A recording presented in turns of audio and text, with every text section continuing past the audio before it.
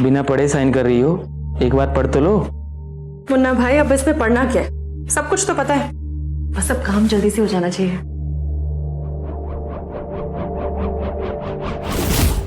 ये रहे डिवोर्स के पेपर्स।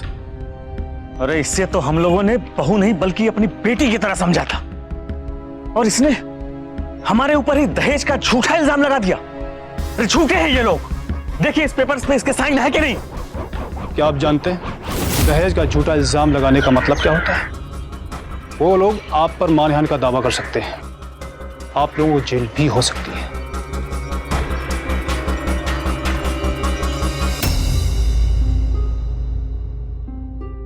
सद्भावना, प्यार, विश्वास और जिम्मेदारी की नींव पर खड़ा होता है शादी का रिश्ता। माँ बाप जब अपनी बेटी को पति के घर भेजते हैं तो इसी उम्मीद के साथ भेजते हैं कि ये भावनाएं सदैव बनी रहेंगी। लेकिन इन सारी उम्मीदों पर पानी फिर जाता है जब शादी बिगड़ने लगती है। और दहेज एक ऐसी प्रथा है जिसने हमारे समाज में न जाने कितने घरों को बर्बाद किया है। और अफसोस की बात तो यह है कि दहेज का ये राक्षस आज भी कई घरों को तबाह कर रहा है। तो क्या आज की कहानी में भी ऐसा ही कुछ हुआ था, या फिर वाकई ये लड़की अपने पिता के साथ मिलकर सास ससुर पर झूठा इल्जाम लगा रही थी? क्या था सच? कौन था असली गुनहगार? आइए देखते हैं।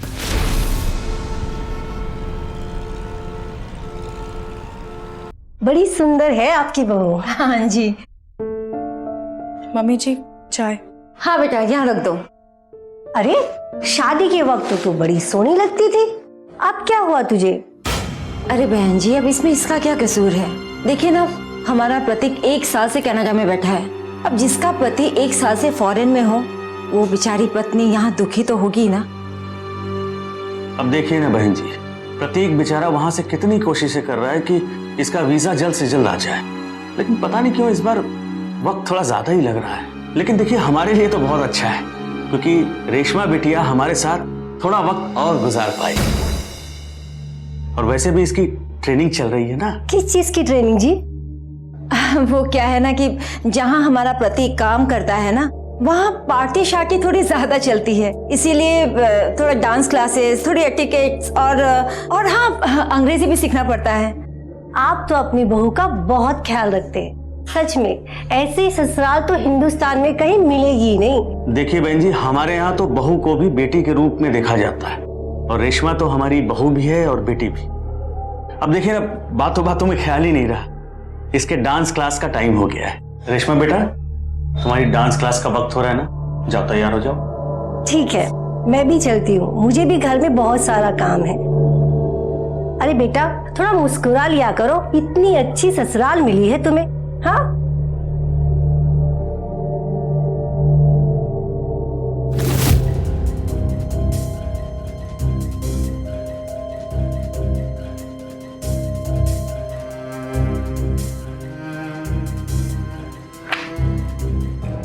बेटा तुम अभी भी शर्माती हो? बेटा हम तो तुम्हारे माँ बाप जैसे हैं, अब हमसे क्या शर्माना। वैसे भी तुम्हें कनाडा में जाके हाई सोसाइटी में उठना बैठना है। हाँ जी, हाँ जी, सही में महंगाई का जमाना आ गया। अब यही देख लीजिए ना, रेशमा के डांस क्लासेस, अंग्रेजी क्लासेस की फीस, ये सब मिलाकर इतना खर्चा। नहीं जी, मैं कह नहीं रही हूँ, मैं तो बस। हाँ हाँ, लीजिए, अपनी बेटी से बात कीजिए, बहन जी का ख्याल रखिएगा। हाँ जी, नमस्ते। लो बेटा, पापा जी से बात करो। और हाँ, कल मुन्ना आने वाला है ना, तो पापा जी से बात कर लेना। हाँ लो।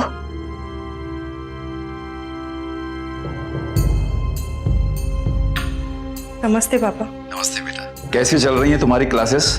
पापा मम्मी कैसी है? क्या कहा डॉक्टर ने?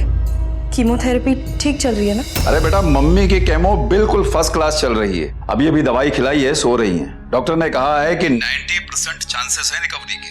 और हाँ बेटा, डॉक्टर ने कहा है कि इन्हें किसी भी तरह का कोई स्ट्रेस नहीं होना चाहिए।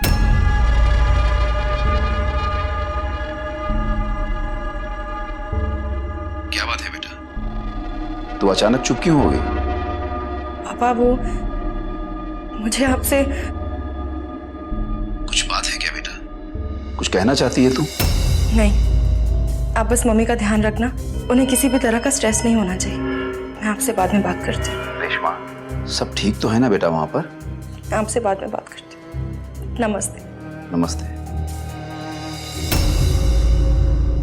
अरे रेशमा, बेटा तुमने अपने पापा से कहा क्यों नहीं मुन्ना के बारे में? कितनी बार कहा तुमसे? डॉक्टर ने मम्मी को स्ट्रेस लेने से मना किया। अगर वो किसी भी तरह का स्ट्रेस लेंगी तो उनका कैंसर बढ़ जाएगा। ऐसे में मैं उनसे पैसे कैसे मांगू? वो सब तो ठीक है, लेकिन अब हम मुन्ना को क्या जवाब देंगे? पिछले 3 हफ्तों से आप लोग पैसा नहीं दे रहे हो। आप लोगों ने क्या समझा कि मैं अपनी जेब से पैसा भरूंगा? कर्जा लेने से पहले ये सब नहीं सोचा था क्या? देखो भाई मुन्ना, तुमने कहा था ना कि 10 लाख रुपए में प्रतीक वहां सेटल हो जाएगा। कहा था कि नहीं कहा था? और हमने दे भी दी। 10 से 20, 20 से 30, ये क्या है मुन्ना? भाई हम लोग मिडिल क्लास लोग हैं। बड़ी मुश्किल से इसके गहने और इसके पिताजी ने जो भी बॉन्ड्स और म्यूचुअल फंड्स थे बेच के हमने जुगाड़ करके दे दिए। अब इस बारे में इनके पिताजी को भी खबर नहीं है। भाई अब जितना है उतना ही है बस। 10 लाख मैंने उसे कनाडा भेजने और वहां का वर्क परमिट दिलाने के लिए 10 लाख बोला था। अब आप लोग चाहते हो कि प्रतीक को वहां का परमानेंट रेजिडेंसी स्टेटस भी मिल जाए, बहू भी वहां सेटल हो जाए, और ऊपर से आप लोग चाहते हो कि मैं उसके लिए बिजनेस लाइसेंस का भी इंतजाम करूं। तो ये सब तो फ्री में नहीं होगा ना। देखो अब और पैसे हम दे नहीं सकते। 22 लाख तो दे दिया ना हमने, अब इसमें जो कुछ भी बनता है आप बना दो। क्या कहा आपने? आपको ये मजाक लग रहा है? पूरा 1 करोड़ का खर्चा था, मैं फिर भी 30 लाख में कर रहा हूं। और अब तो सारे पेपर भी साइन हो चुके हैं, मैं गारंटर बन चुका हूं। अब मुझे जेल भिजवाओगे क्या तुम लोग? अच्छा ठीक है, एक काम करते हैं, जब तक तुम लोग मेरे बाकी के पैसे दोगे तब तक मैं इसे अपने साथ लेकर जाता हूं। नहीं, अरे छोड़ो, अरे छोड़ो। क्या कर रहे हो? ये घर की बहू है, तुम इसकी बेइज्जती नहीं कर सकते।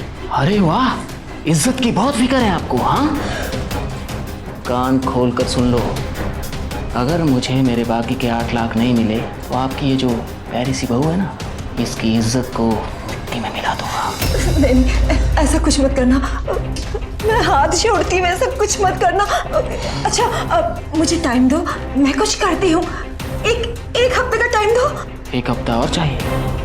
लो दिया, याद रखो, मुझे मेरे 8 लाख चाहिए, नहीं तो आपकी इज्जत कहीं मिट्टी में। नहीं,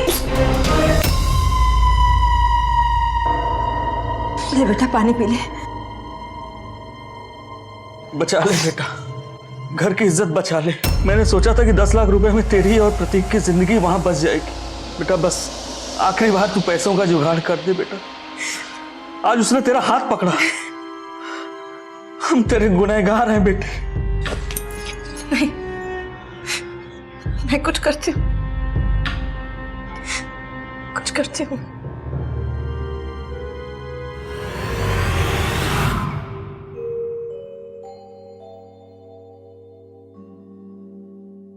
बेटा हाँ ले ले, प्रतीक का फोन है। प्रतीक, मेरे वीजा को कितना टाइम लगेगा? बस थोड़ा टाइम और दे दो मुझे। अच्छा सुनो, सॉरी, मुन्ना की हरकतों के बारे में सुना मैंने। वो हमारी सिचुएशन का ना बहुत ही फायदा उठा रहा है। प्रतीक, इतने सारे पैसे मैं कहाँ से लाऊं?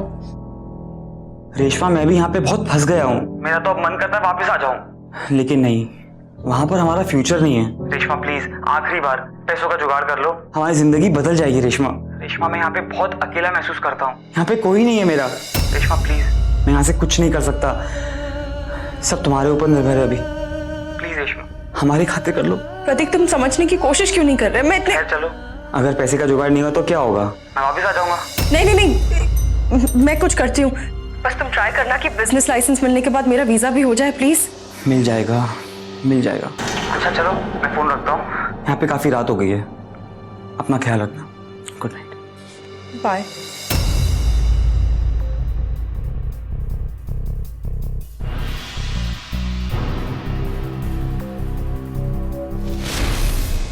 कितने दिनों के बाद आज तू आई है यहाँ। अब तो तू कनाडा चली जाएगी, पता नहीं अब तुझे वापस देख पाऊंगी कि नहीं। अगर जिंदा रही तो। वहाँ कैसी बातें कर रहे हैं आप? अच्छा ये बता, तू कौन से चीजों की ट्रेनिंग ले रही है? अंग्रेजी, डांस क्लास और कंप्यूटर की। हाँ बेटा बता, कुछ खास बात करनी है तुझे? वो पापा, मुझे आपसे बेटा ये पिछले 2 दिनों से हाँ पापा ना पापा ये आधी अधूरी बातें क्यों कर रही है तू? सब ठीक तो है ना वहां पर? जी सब ठीक है। तो फिर बात क्या है बेटा? पड़ोस में किसी की शादी है और मैं अपने गहने पहन के बहुत बोर हो गई हूँ। आप मुझे अपना वो डायमंड सेट देंगे? बेटा मेरे गहने तेरे ही तो है, और वैसे भी उसको रखकर मैं क्या करूंगी? तू बैंक के लॉकर से लेकर जरूर पहनना। लो जी, इतनी सी बात करने के लिए आपकी लाडली बेटी झिझक रही थी। ठीक है, तो मैं बैंक से निकाल दूंगी अभी। अरे बेटा इतनी जल्दी? अभी तो आई है ना तू। माँ थोड़ा जल्दी में हूँ, मैं वापस आऊंगी ना।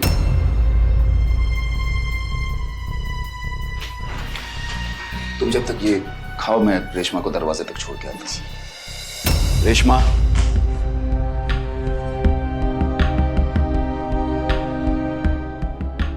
जी पापा। सब ठीक तो है ना बेटा? पापा बार बार एक ही सवाल क्यों पूछ रहे हैं? क्योंकि बेटा श्राद्ध का महीना है, इस समय भला किसकी शादी हो सकती है? वो हमारे पड़ोस में ही रहते हैं, उन्हें भी कनाडा जाना है ना, इसीलिए श्राद्ध में शादी कर रहे हैं ताकि वीजा जल्दी मिल जाए। अच्छा, शादी करते ही वीजा मिल जाएगा? जी। तो फिर तुझे अब तक क्यों नहीं मिला? तुझे तो 1 साल से ज्यादा हो गया है ना शादी किया। मिल जाएगा ना पापा। वो प्रतीक को बिजनेस लाइसेंस मिलते ही वो वाइफ को ना वीजा मिलने में थोड़ा टाइम लगता है। मैं चलती हूँ, मैं बाद में मिलती हूँ आपसे।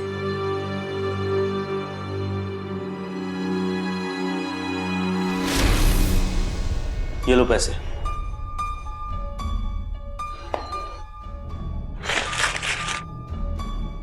इसको मिलाकर पूरे 30 लाख हो गए। प्रतीक को कनाडा में सारे पेपर्स मिल जाएंगे। और बहू का वीजा? उसके लिए 5 लाख और चाहिए। क्या? मैं और पैसे नहीं दे सकती? अरे 5 लाख और कहां से लाएंगे हम इतने पैसे? तुमने तो कहा था कि 30 लाख से सब कुछ हो जाएगा। अब थोड़ा बहुत ऊपर नीचे तो होगा ना। वहां की सरकार और यहाँ की सरकार दोनों को खिलाने में कम से कम 8 लाख खर्चा हो गया है मेरा। मुन्ना, हम इतने पैसे कहाँ से लाएंगे? पहले ही बहू ने अपनी माँ के गहने गिरवी रख के 8 लाख का इंतजाम किया है। बस 5 लाख और। अब आप लोग डिसाइड कर लो कि इसको वहां जाना है कि नहीं। मैं 23 तारीख को वापस आऊंगा, तब तक पैसों का इंतजाम करके रखना। प्रतीक को लाइसेंस नहीं मिलेगा ना? चलेगा, वो कोई जॉब कर लेगा। आप बस मेरा वीजा बना दीजिए, मेरे पास और पैसे नहीं है। अरे रेशमा बेटी तू क्या कह रही है? मम्मी जी आप समझ क्यों नहीं रही हैं? ये लाइसेंस के नाम पे हमसे पैसे लेते जा रहे हैं। हाँ, मेरे पास और पैसा नहीं है, आप बस मेरा वीजा बना दीजिए। आप अपने आप को समझती क्या है? हाँ, आज आप कहती हैं आपको बिजनेस लाइसेंस चाहिए और कल कहती हैं नहीं नहीं आपको बिजनेस लाइसेंस नहीं चाहिए। राशन की दुकान में खड़े होकर दाल चावल खरीद रही हैं क्या? चल मुन्ना, उस बेचारे को कुछ मालूम नहीं है। चल बाहर चल, समझाओ इसको। मैं समझाता हूँ। मम्मी जी इतने सारे पैसे कहाँ से लाऊं मैं? रेशमा बेटा 5 लाख के लिए तू चाहती है कि प्रतीक बिजनेस ना करके जॉब करे? ये कैसे विचार है तेरे? अरे कनाडा में रहने से फायदा तेरा होगा, हमारा नहीं।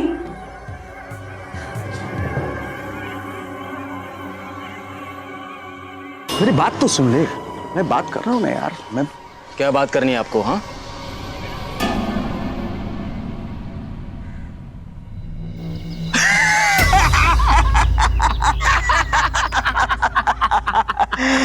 एक मिनट रुकिए। ये रखिए अंकल। अच्छा सुन, बाकी के पैसे प्रतीक को दे देना और हाँ अपना कमीशन भी रख लेना।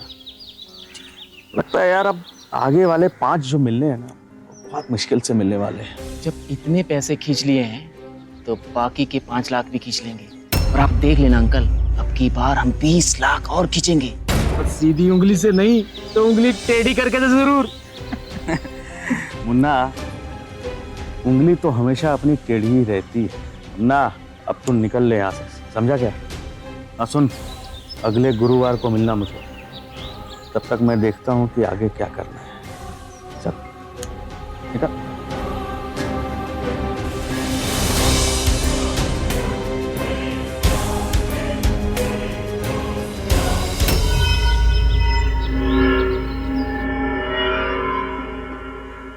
हमारे समाज में शादी को सिर्फ लड़के लड़की का नहीं, दो परिवारों का मिलन माना जाता है। अपेक्षा यही की जाती है कि सास ससुर लड़की के माता पिता की जगह ले लेंगे। लेकिन ये किस तरह के लोग थे जो लालच में अंधे होकर अपनी बेटी जैसी बहू को इतना बड़ा धोखा दे रहे थे। और ये तो बस शुरुआत थी। इनका लालच इन्हें किस हद तक लेकर जाने वाला था, इसका किसी को अंदाजा भी नहीं था।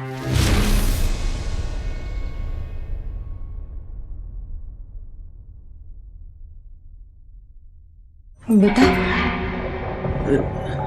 बेटा लगता है हमने तुमको डरा दिया। लगता है बहुत गहरी सोच में हो तुम। नहीं, कुछ नहीं। बेटा वो दरअसल बात यह है कि मुन्ना परसों आने वाला है। पैसों का इंतजाम अभी तक हो नहीं पाया है। वो अगर तुम पैसे नहीं ला पाई तो कोई बात नहीं बेटा, वो एक उपाय है। मैं और तुम कल दिल्ली जाएंगे भाई साहब के पास, उनके पैर पकड़ेंगे और पैसे लेके आएंगे, ठीक है? क्या कह रहे भाई साहब के पास? अरे उनके साथ तो 20 साल से हमारा कोई संबंध ही नहीं। उन्होंने हमारी बेइज्जती भी की है, उनसे पैसे लेंगे? नहीं नहीं। अरे निर्मला, तुम समझती क्यों नहीं हो? बच्चों के लिए इतना तो करना पड़ेगा ना। देखो कल सुबह दिल्ली जाएंगे बस। बेटा तुम चिंता मत करो। हाँ,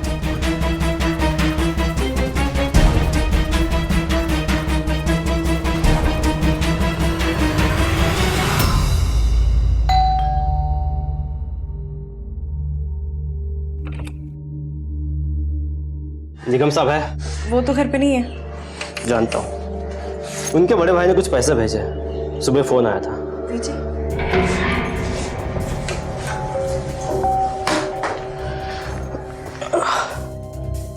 गिन लीजिए।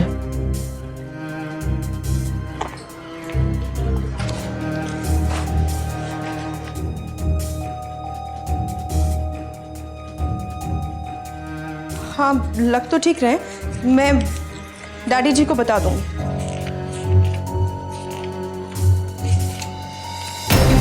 क्या बदतमीजी है ये? मैं अभी डैडी जी को फोन करती हूँ। निकली यहाँ से, जाइए। ये क्या कर रहे हैं आप? हाँ, दरवाजा क्यों बंद किया आपने? 1 मिनट। पैसे डिलीवर हो गए, लेकिन लड़की बात मान नहीं रही, कह रही निकल जाए यहाँ से। क्या कर रहे हैं आप? उधर ही रुकिए, पास में करो। रुकिए वहीं पे। बात कर। हेलो, मेरी बात ध्यान से सुन। आजकल मार्केट में बिना ब्याज के लोन देने वाले नहीं मिलते हैं। मैंने और तेरे ससुर ने बड़ी मुश्किल से इसको बनाया है, तो अब तू अपने हिसाब से इसका ब्याज चुकता कर दे, बाकी मैं सब संभालूंगा। ये ले, अपने ससुर से बात कर।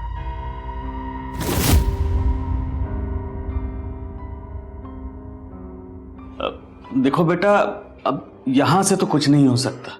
हालात इतने बिगड़ चुके हैं कि हमें इनसे कोऑपरेट करना ही पड़ेगा बेटा, और तुम्हें भी वहां इनसे कोऑपरेट करना पड़ेगा। बस बेटा आखिरी बार, इसके बाद तुम्हें पैसे मांगने की कोई जरूरत नहीं पड़ेगी बेटा, और तुम्हारा वीजा भी पक्का हो जाएगा, है ना बेटा? तो बस एक आखिरी बार। हाँ,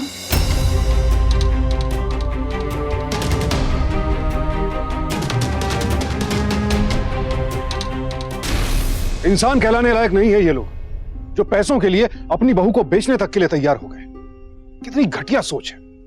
कहां पहुंच गया हमारा ये समाज, जहां पीड़ित की खामोशी का फायदा उठाकर उसका और ज्यादा शोषण किया जाता है। दुख होता है ये देखकर कि हमारे यहाँ दहेज के मामलों में कई बार औरतों का शारीरिक और यौन संबंधी उत्पीड़न भी होता है, और समाज के डर से ऐसी महिलाएं सारे अत्याचार चुपचाप सह लेती है। तो क्या रेशमा भी ऐसी महिलाओं में से थी? नहीं, रेशमा चुप बैठने वालों में से नहीं थी, वो सच और इंसाफ का साथ देने वालों में से थी। पापा, उन्होंने मुझे बर्बाद कर दिया, मेरे जेवर मेरा सब कुछ बेच दिया पापा, और पैसों के बदले एक आदमी भेजा उन्होंने। वो लोग उसी के साथ थे, वो लोग दिल्ली में नहीं गए, तो उन्होंने मुझे झूठ बोला।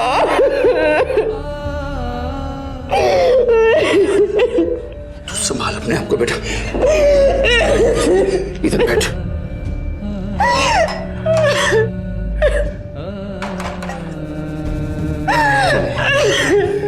पानी पी बेटा। हाँ?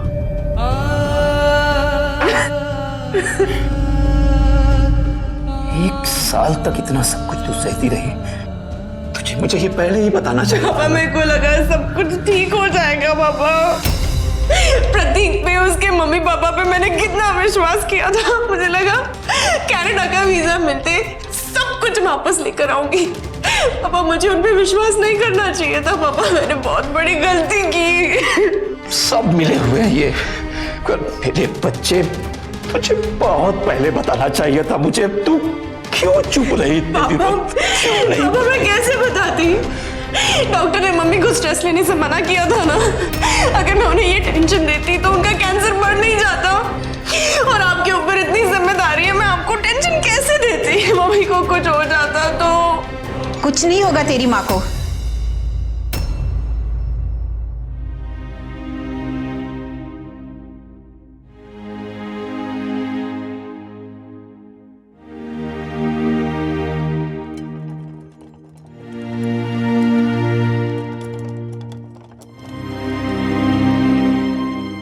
जिस माँ के पास तेरे जैसी बेटी हो, उस माँ को कुछ नहीं हो सकता। आइंदा से हमसे कुछ भी छिपाने की बेवकूफी मत करना। हमारी जिंदगी तो कट चुकी है, लेकिन तेरी जिंदगी तो अभी शुरू हुई है। और तुझे इस तरह हम घुट घुट के जीते हुए नहीं देख सकते। जिसने भी तेरे साथ ये किया है ना, उसको सजा मिलनी ही चाहिए। हाँ जी बोलिए, क्या बात है? आपको हमारे साथ थाने चलना पड़ेगा। क्यों, क्या हो गया है? आपकी बहू ने आपके ऊपर दहेज का इल्जाम लगाया है, इसलिए आप लोगों को गिरफ्तार किया जाएगा। हमारी बहू कहाँ है? कौन ये झूठी, मक्कार और गिरी हुई लड़की। जबान संभाल के बात कीजिए निर्मला जी। जबान तो आप संभालिए। इंस्पेक्टर साहब, अब इनके जैसे झूठे लोगों की बातों में आकर हमारे खिलाफ वारंट निकलवा दिया। इंस्पेक्टर साहब, इसके और मेरे बेटे का डिवोर्स 1 साल पहले ही हो चुका है। क्या? डिवोर्स? इंस्पेक्टर साहब ये कुछ भी बोल रहे हैं। गिरफ्तारी के वक्त अक्सर लोग उल्टी सीधी कहानियां बनाते हैं। आप लोग हमारे साथ पुलिस स्टेशन चलिए और वहीं चलकर अपनी कहानी सुनिए। एक मिनट, पहले आप अपनी आंखों से देख तो लीजिए कि ये कितने बड़े झूठे लोग हैं। आप जाइए ना और डिवोर्स पेपर लेकर आइए। इंस्पेक्टर साहब, शादी के बाद से ये हमारे घर एडजस्ट नहीं कर पा रही और तब से ये डिवोर्स मांग रही थी। हमने इसे लाख मनाने की कोशिश की, लाख समझाने की कोशिश की, पर ये मानी ही नहीं। आखिर इसने मेरे बेटे को बहला फुसलाकर डिवोर्स कराने के लिए मना ही दिया। और मेरा बेटा इसकी बातों में आकर इसे डिवोर्स दे दिया और पूरी तरह टूट के वो कनाडा जाकर सेटल हो गया, यहाँ सब कुछ छोड़ छाड़ के। इंस्पेक्टर साहब ये झूठ बोल रहे हैं, ये सब इनकी चाल है। चाल हमने चली, चाल तो तुम दोनों बाप बेटी हमारे साथ चल रहे। इंस्पेक्टर साहब, जैसे इनको पता चला कि मेरा बेटा कनाडा चला गया, वहां सेटल हो गया, तो ये दोनों बाप बेटी वापस आकर एक नया नाटक रचने लगा। ये इसके बाप मेरे पैरों में झुक कर गिड़गिड़ाने लगा कि बहन जी डिवोर्स तो हो गया है, लेकिन ये बात हमारे परिवार, आपके परिवार को पता है, समाज को नहीं पता। हम हमारी बेटी को बाहर भेज देंगे, लेकिन तब तक के लिए आप आपके पास रख लीजिए इसे। इनकी झांसे पे आकर मैंने इसे हमारे घर रख लिया, ये सोचकर कि कुछ ही रोज की तो बात है, फिर ये चली जाएगी। लेकिन महीना साल में बीत गया और हमने इनसे कहा कि आप अपनी बेटी को वापस ले जाओ, लेकिन इन्होंने क्या किया? हमारे खिलाफ झूठी रिपोर्ट लिखवा दी। क्या यही इंसाफ है? अरे वारंट दिखा रही है मुझे। अरे इंस्पेक्टर साहब, इसने खुद अपनी मर्जी से तलाक दिया है। ये रहे डिवोर्स पेपर। अरे हमने तो इसको अपनी बहू नहीं बेटी की तरह रखा था, और इसने हमारे खिलाफ दहेज का झूठा इल्जाम लगाया। झूठे हैं ये लोग। देखिए डिवोर्स पेपर पर इसके साइन है कि नहीं। क्या ये सिग्नेचर आपके हैं?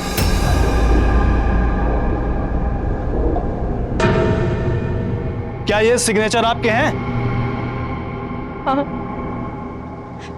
लेकिन मैंने ये साइन नहीं किया। क्या आप लोग जानते हैं कि दहेज जैसा झूठा इल्जाम लगाने का मतलब क्या होता है? आप लोगों ने झूठी रिपोर्ट क्यों लिखवाई? इंस्पेक्टर साहब, ये लोग झूठ बोल रहे हैं। मैंने किसी डिवोर्स पेपर्स पे साइन नहीं किया है। मैं और मेरे पति अभी भी शादीशुदा हैं। ये डॉक्यूमेंट्स फर्जी हैं। लेकिन मुझे तो ये कागज फर्जी नहीं लगते। बिना पढ़े साइन कर रही हो, कम से कम पढ़ तो लो। ना भाई, इसमें पढ़ना क्या है? सब कुछ तो पता है, बस ये काम जल्दी से हो जाना चाहिए। इंस्पेक्टर साहब, मुन्ना आया था घर पे, वो कनाडा के वीजा पेपर्स पे साइन लिए थे उसने। मुझे लगता है इन लोगों ने ना पेपर्स चेंज कर दिए थे। अच्छा, तो उस चक्कर में आपने साइन कर दिया। और पेपर पर साइन करते वक्त आप उसे पढ़ते नहीं थे क्या? मैंने पेपर्स पढ़े थे, लेकिन मैंने हर एक पेपर को ध्यान से थोड़ी देखा था। इंस्पेक्टर साहब, भला आप ही सोचिए कि इस तरह के पेपर पर मेरी बेटी साइन क्यों करेगी? वो क्यों तलाक चाहेगी?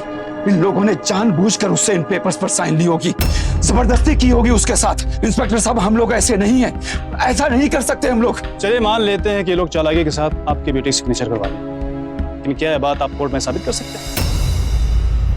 और जब तक आप ये बात कोर्ट में साबित नहीं कर सकते, इसे डिवोर्स ही माना जाएगा और आपकी ये कंप्लेंट गैर कानूनी मानी जाएगी।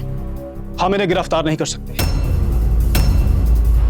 और अगर ये लोग चाहें तो आपके ऊपर मानहानि का मुकदमा भी दर्ज कर सकते हैं। बेहतर यही होगा कि आप अपनी कंप्लेंट वापस ले लीजिए।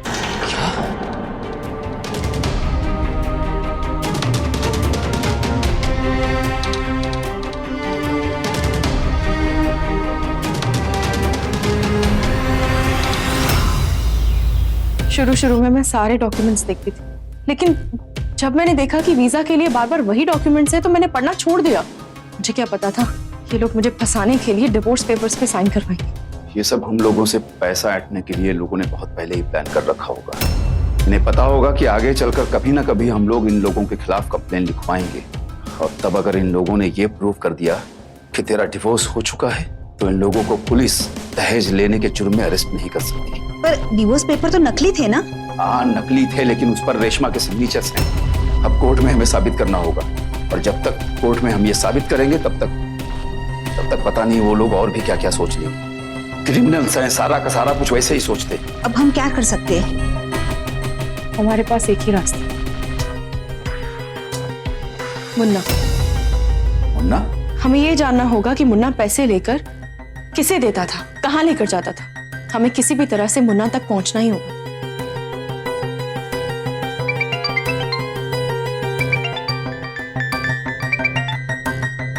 हेलो जी?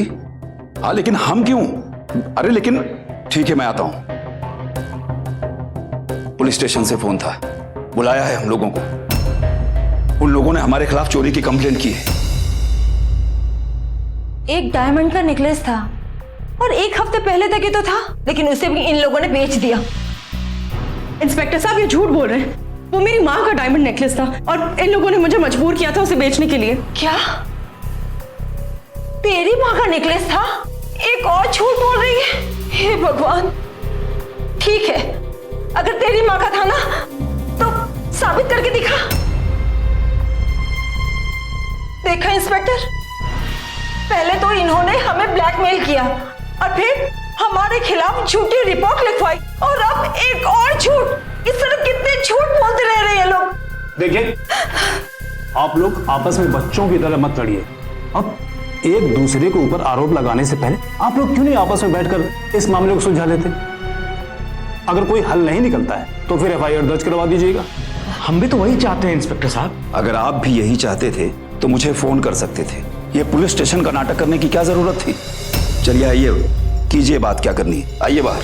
देखिए, बात सीधी सी है, और हम अगर चाहते ना तो आप लोगों के ऊपर मानहानि का मुकदमा ठोक सकते थे, लेकिन हमें तो सिर्फ अपने पैसों से मतलब है। वो आखिरी के 5 लाख रुपए दे दीजिए और बात खत्म हो जाएगी। और 1 आध महीने की तो बात है ना। और अगर नहीं दिया तो? अब अगर नहीं दिया तो पुलिस और कोर्ट कचहरी के चक्कर काटते रहिए। देखिए शर्मा जी, 1 महीने में प्रतीक का लाइसेंस आ जाएगा, और फिर उसके बाद आप लोगों को पैसे देने की कोई जरूरत नहीं पड़ेगी। और फिर आप तो जानते हैं कि कोर्ट कचहरी और पुलिस के चक्कर में कितना पैसा बर्बाद हो जाता है। सालों लग जाते हैं केस चलते। और आप लोग इज्जतदार लोग हैं, और आपकी वाइफ भी कैंसर के पेशेंट है, उनकी ट्रीटमेंट में भी काफी पैसे लगेंगे। मेरी बात मानिए, मैं 24 घंटे का टाइम दे रहा हूं आपको, वरना फिर परसों इसी पुलिस स्टेशन में मिलेंगे।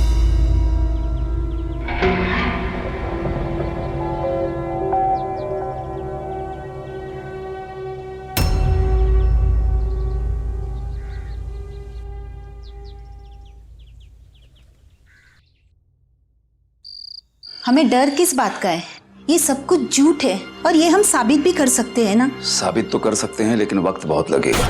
कोर्ट कचहरी का मामला है, सारी जिंदगी निकल जाती है इंसान की कोर्ट कचहरी के चक्कर में। जो भी पैसे बचे हैं ना, वो सब हम लगा देंगे, और तुम मेरी फिक्र मत करो।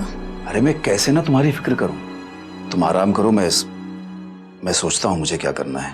नहीं, अब कुछ सोचने की जरूरत नहीं है। ये हमारे परिवार की इज्जत का सवाल है, मेरी बेटी की जिंदगी का सवाल। वो पैसे तुम कोर्ट केस में ही लगा देना, अब मेरी फिक्र मत करो। नहीं माँ, हम उन्हें इस बार पैसे दे देंगे। ये तू क्या बात कर रही है बेटा? बस एक आखिरी बार पापा। तुझे लगता है कि एक बार और पैसे लेकर वो लोग चुपचाप बैठ जाएंगे? बेटा, ये ब्लैकमेलिंग सारी जिंदगी चलती रहेगी। पापा, हमारा ये देखना बहुत जरूरी है कि मुन्ना उन पैसों का करता क्या है। मुझे पूरा यकीन है कि प्रतीक को ये लोग कनाडा में भेज के कुछ न कुछ गलत काम जरूर कर रहे हैं। एक बार मुन्ना का पता चल जाए ना कि वो कहाँ जाता है, किससे मिलता है, एक बार मुन्ना को रंगे हाथों पकड़ लिया ना, फिर ये पुलिस केस, कोर्ट, इन सारे झंझटों से हम लोग बच जाएंगे। बात तो तेरी सही है बेटा, लेकिन पापा, इतने सारे पैसे आएंगे कहाँ से?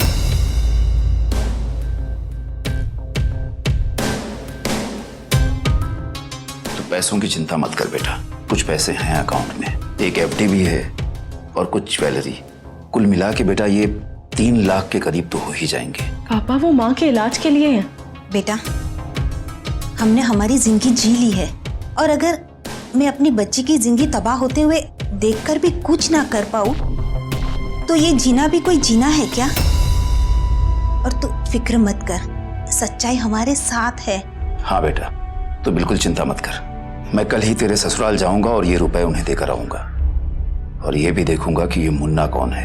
पापा, मैं भी आपके साथ चलूंगी। नहीं बेटा, तूने बहुत कुछ सह लिया और हिम्मत भी खूब दिखाई है। अब जो भी करना है वो मुझे करना है।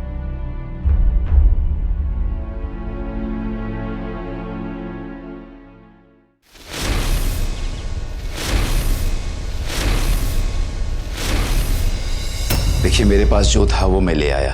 3 लाख रुपए मैं लेकर आया हूँ, इतना ही था मेरे पास। मुझे 1 हफ्ते का वक्त दे दीजिए, मैं बाकी के 2 लाख रुपए भी आपको लाकर दे दूंगा। शर्मा जी, आधे घंटे में मुन्ना आ जाएगा यहाँ, और उससे कैसे भी करके आज 5 लाख रुपए देने हैं। पर भाई साहब, अच्छा मुझे 1 दिन का तो वक्त दीजिए, आप ही समझाइए ना, सिर्फ 1 दिन का।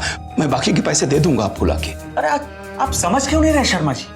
मुझे 5 लाख रुपए चाहिए आज ही। अच्छा ये तो रख लीजिए, ये रख लीजिए ना, मुझे थोड़ा सा वक्त, बस कल तक का।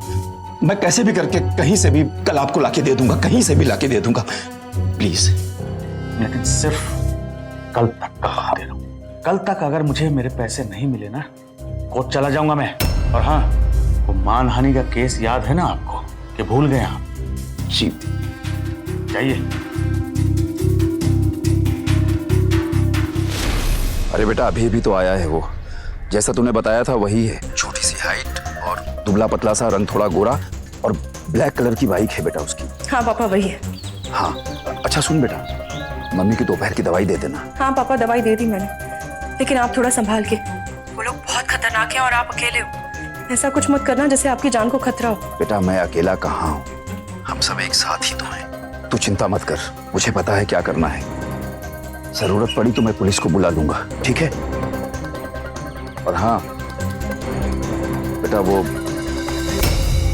वो बाहर निकल आया है, मैं बाद में फोन करता हूँ तुझे, ठीक है? चल बेटा।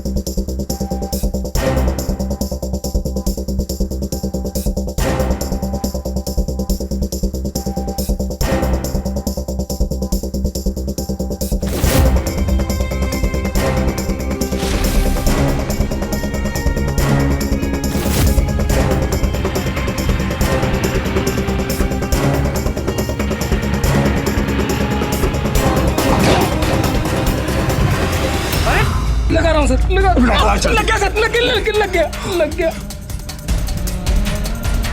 सलाम वालेकुम शमीम भाई। मुन्ना, शमीम भाई अपने को ना दिल्ली की बहुत बड़ी पार्टी मिली है। शमीम भाई 50 वीजा और पेपर्स चाहिए। शमीम भाई बहुत थोड़ा अर्जेंट है। शमीम भाई हाँ मैं जानता हूँ ना उसको, मैं जानता हूँ। और शमीम भाई आज मिल सकती है क्या? हाँ ठीक है, भेजता हूँ शमीम भाई, भेजता हूँ। हाँ अरे तेरे ये क्या कर रहे हैं आप? क्या कर रहे हैं? अरे मेरी बाइक तो छोड़ देते।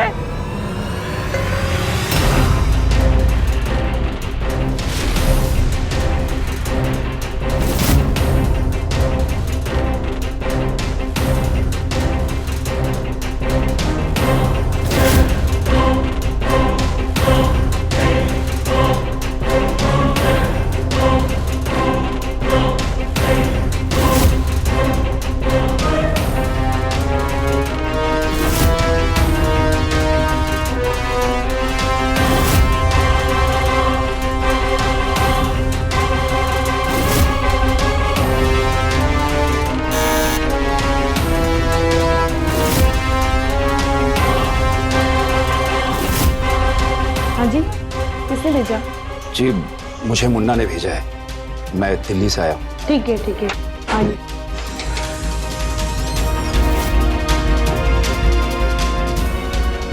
ये नंबर इस वक्त व्यस्त है, कृपया थोड़ी देर बाद डायल करें। हाँ जी, मैं देख रहा हूँ आपके एप्लीकेंट के पेपर्स पर।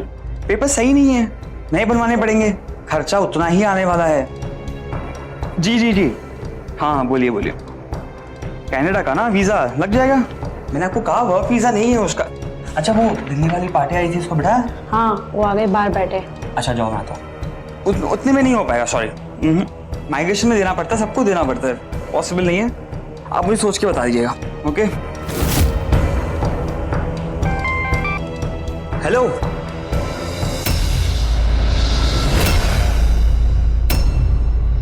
प्रतीक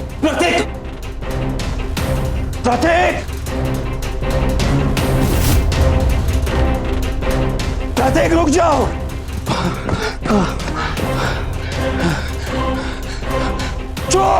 चोर मेरा बटुआ लेके भागा है। अरे चोर, कोई पकड़ो, चोर पकड़ो इसे, पकड़ो। क्या नाम है तेरा, शमीम या प्रतीक?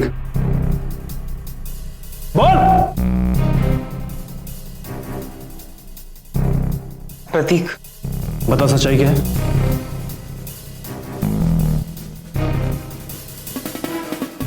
असल में मैं कनाडा गया ही नहीं था, बल्कि मैं लोगों को कनाडा भेजने का और उनका वीज़ा निकालने का फर्जी धंधा करता हूँ। मुझे मेरे बिजनेस के लिए बहुत सारे पैसे चाहिए थे, तो मैंने और मेरे परिवार ने सोचा कि हम रेशमा और उसके परिवार से पैसे निकालेंगे। इसीलिए कनाडा जाने के बहाने मैं अंडरग्राउंड हो गया।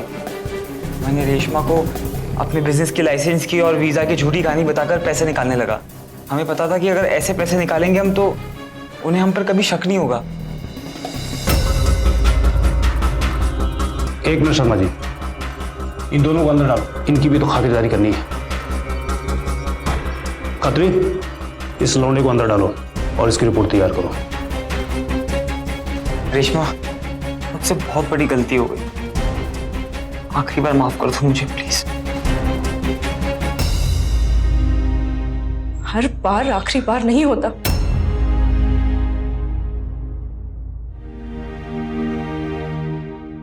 प्रतीक और उसके परिवार को दहेज उत्पीड़न के लिए आईपीसी के सेक्शन 498A, फर्जी मामला दायर करने के लिए सेक्शन 463 और नकली वीजा बनाने के लिए सेक्शन 415 और 416 के तहत गिरफ्तार किया गया।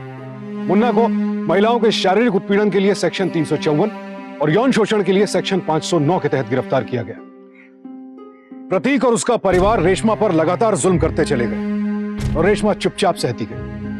यह रेशमा की बहुत बड़ी गलती थी, क्योंकि जुल्म करने वाला भी उतना ही दोषी होता है जितना कि जुल्म सहने वाला।